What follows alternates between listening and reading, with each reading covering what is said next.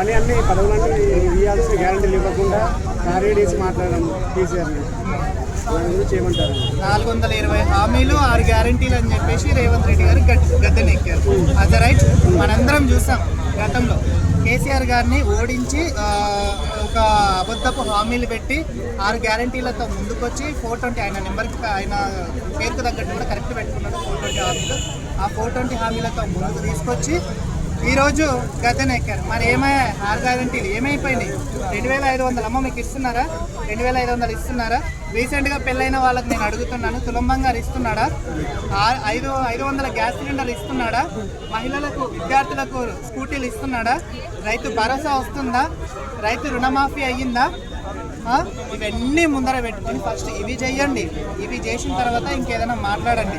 ఇవి చేయకుండా పనిగా పెట్టుకొని కేటీఆర్ని తిట్టడము, తర్వాత కేసీఆర్ని తిట్టడం సమస్య కాదు. ఈరోజు ఇప్పటికే అడుగుతున్నాం మేము.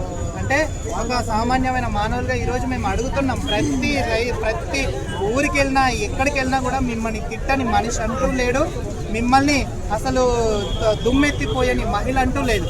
వాళ్ళను మోసం చేశారు, ఇటు సంపన్న వర్గాలను మోసం చేశారు, దళితులను మోసం చేశారు, అన్ని విధాలుగా కూడా మోసం చేసుకొని ఈరోజు గద్దెనెక్కి మీరు ఏలుతున్నారు. మొన్న మిస్తో ఫుట్బాల్ ఆడారు. అసలు ఏమన్నా రాష్ట్రానికి ఉపయోగం ఉందా? 100 కోట్లు ఖర్చు పెట్టారు. జస్ట్ 3 నిమిషాల కోసం ఎన్నో కోట్లు ఖర్చు పెట్టాడు. ఐడియా లేదు. 200 కోట్లు ఖర్చు పెట్టారు. మరి ఆ 200 కోట్లు 6 గ్యారంటీల విషయంలో మాట్లాడొచ్చు కదా. ఆ 200 కోట్లు మొన్న ఫుడ్ పాయిజన్ అయి పిల్లలు చనిపోతున్నారు. ఫుడ్ పాయిజన్ అయి పిల్లలు హాస్పిటల్ పాలయ్యారు గురుకుల పాఠశాలలు. ఏ రోజన్నా దాని మీద సమీక్ష నిర్వహించావా? ఏ రోజన్నా దాని మీద మాట్లాడావా? ఏ రోజన్నా దాని మీద విద్యాశాఖ మంత్రి